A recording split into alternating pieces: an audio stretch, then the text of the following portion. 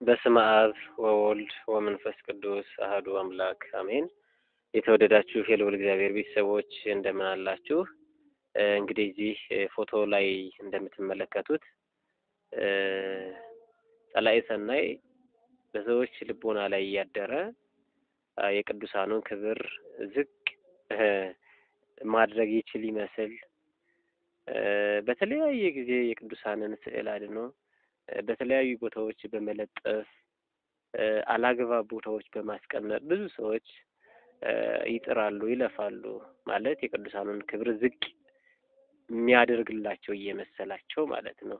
እና አሁን ፎቶ ላይ እንደምትመለከቱት እዚህ ጫማ ላይ ተመልከቱት። እንግዲህ የመስቀሉ ጠላቶች የመስቀሉን ኃይል ያልተረዱ ቢረዱም ኃይሉን ቢያውቁ እንኳን ያላመኑ ያልተቀበሉ ሰዎች እንግዲህ ያው ከዲያብሎስ ጋር ተባብረው የሚሰሩትን ስራ እያያችሁ ነው።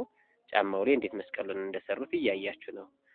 ስለዚህ ኦርቶዶክሳውያን ለምንገዛቸው ነገሮች ጥንቃቄ እያየን እየፈተሽን ከዚህ በፊት የነበረ በሶሉ በውስጥ በዚህ በመረገጫው ውስጥ እዛ ውስጥ ነው መስቀል አድርገውት ሌላ ቦታ አይቼው የነበረ። አሁን ደግሞ በግልጽ ላዩ ላይ አስቀምጠው አምጥተውታል። ከዚህ በፊት ብዙ እንትኖችን አይተናል። ይሄ ሸቀጣ ሸቀጥ መያዣ ዘንቢሎች ላይ የቅዱሳን ስዕል ተስሎ አይተናል። እንዲሁም የእመቤታችን የእግዝእትነ ማርያም ወላዲተ አምላክ የእሷን ስዕል አድኖ አልጋ ልብሳቸው ላይ በአልጋ ልብስ መልክ ተሰርቶ ያን አልጋ እንግዲህ የእመቤታችን ስዕል አድኖ ያለበት ልብስ ለብሶ አይተናል። ስለዚህ ጥንቃቄ ልናደርግ ይገባል። በነገራችን ላይ አሁን እዚህ መስቀል ላይ እዚህ ጫማ ላይ ይሄን መስቀል የሰሩት የለየላቸው የመስቀሉ ጠላቶች መሆኑ ይታወቃል። የዲያብሎስ የግብር ልጆች መሆናቸው ይታወቃል። ስለዚህ እኛ ልንጠነቀቅ እኛ ልናውቀው ይገባልኝ።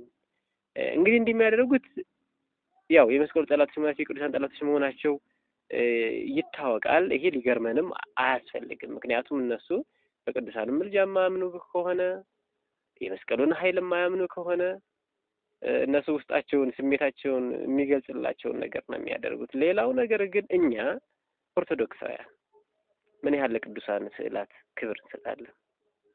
በተለይ በዓላት ሲመጡ እንደ ልደት የጌታችን የመድኃኒታችን የኢየሱስ ክርስቶስ የጥምቀት በዓለ ትንሣኤ ሲመጣ ብዙዎቻችን ቲሸርት እናሳትማለን። ቲሸርቶቻችን ላይ የቅዱሳን ስዕል እናደርጋለን። ይሄ አግባብ ነው ወይ እንዴ? ቅዱሳኑን እኮ ስለወደድናቸው ስላከበርናቸው ይሆናል እንደዛ የምናደርገው። ነገር ግን ስላከበርናቸው እኛ ቲሸርታችን ላይ ለጥፈን ስለዞርን የቅዱሳኑ ፍቅር በእኛ ላይ ሊበዛልን አይችልም። ማክበር መውደድ ከፍ ማድረግ ያለብን ልቦናችን ውስጥ ነው። እሺ ያ የቅዱሳን ስዕል የታተመበትን ቲሸርት ለብሰን የት ነው የምንውለው? እስኪ በጥምቀት አካባቢ እንሂድ።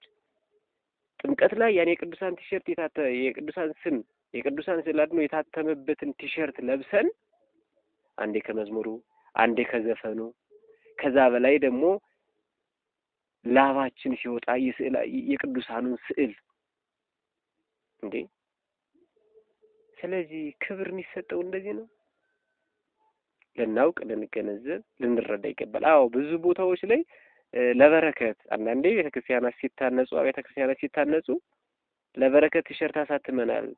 እንደው ለምሳሌ መውሰድ ብቻ የእመቤታችን ቅድስት ድንግል ማርያም ቤተክርስቲያን ተሆነ የእመቤታችን ስዕል አድኖ ያለበት ቲሸርት አለ እያሉ ቤተክርስቲያን አውደ ምሕረት ላይ ሲሸጥ እናያለን፣ እንሰማለን። ይሄ ግን አግባብ አይደለም። ቤተክርስቲያኑን ለመገንባት የቤተክርስቲያን ገቢ ለማሰባሰብ ተብሎ የቅዱሳኑን ክብር ዝቅ የሚያደርግ ስራ ሊሰራ አይገባው። ስለዚህ ለቅዱሳኑ የሚገባቸውን ክብር እንስጥ። በቤቱ ያለን ሰዎች በእምነቱ ውስጥ ያለን ሰዎች ክብር እንስጥ። ሌላው መኪና ላይ ባጃጅ ላይ ብዙ የቅዱሳን ስዕል ታያላችሁ። እዛ ውስጥ ደግሞ ሲጋራ የሚያጭስ ተሳፋሪ ታያላችሁ። ስለዚህ እንዴት ነው ቅዱሳን የምናከብራቸው? ከቻለን እግዚአብሔር አምላክ ከፈቀደልን ቤታችን ውስጥ የጸሎት ቤት ካለን ጸሎት ቤታችን ውስጥ የተለያዩ የምንወዳቸውን የምናከብራቸውን በምልጃቸው የሚያግዙንን ከምድር አልፎ ለሰማያዊ ርስት የሚያበቁን ቅዱሳንን ምልጃቸውን በመተማመን ስዕል አድኖቸውን ጸሎት ቤታችን ውስጥ እናኖር። ሌላው የጸሎት መጽሐፍ አለ አይደል? ጸሎት መጽሐፋችን ውስጥ የቅዱሳን ስዕል እናስቀምጥ። ከዛ በላይ ነጠላ ላይ እያተሙ ቲሸርት ላይ እያተሙ የቅዱሳኑን ክብር ከፍ ማድረግ ሳይሆን ዝቅ ማድረግ ነው። ስለዚህ በረከት ስንሻ መርገም እንዳይሆንብን ለቅዱሳኑ ክብር እንስጥ። በተለይ በዓላት ሲመጡ ቲሸርት ላይ እያሳተምን የምንለብሳቸውን የቅዱሳን ስዕል አድኖዎች እባካችሁ እዚህ በኋላ አናደርገው። በዛ መቅሰፍት እንጂ ክብር አይገኝም። ለቅዱሳኑ ክብር ካለን ለቅዱሳኑ መውደዳችን መልጃቸውን መግለጽ ከፈለግን በስማቸው እንዘክር። በልቦናችን ማህደር እናስቀምጣቸው። በልቦናችን ማህደር ሁል ጊዜ ስማቸውን እንጥራ፣ በመልካም ነገር፣ በምጽዋት፣ በሰይድ። ከዛ ውጭ ግን እኛ ቲሸርት ላይ ስለለበስን የቅዱሳኑ ፍቅር ወደኛ ሊመጣ አይችልም። ለምን? ልባችን በቅዱሳኑ ፍቅር ካልተያዘ ካልተጠመደ በስተቀር በመልበስ ብቻ የሚመጣ አንዳችም የቅዱሳን አክብሮት የለም። ይሄን እንወቅበት። እስኪ ይሄን መልእክት ሼር ያደረጋችሁ ሌሎችም እንዲደርሳቸው አድርጉ። የቤተክርስቲያን አባቶች ሰባክያን ወንጌልም ይሄን ነገር ልትነጋገሩበት ልታስተምሩበት ይገባል። ለምን?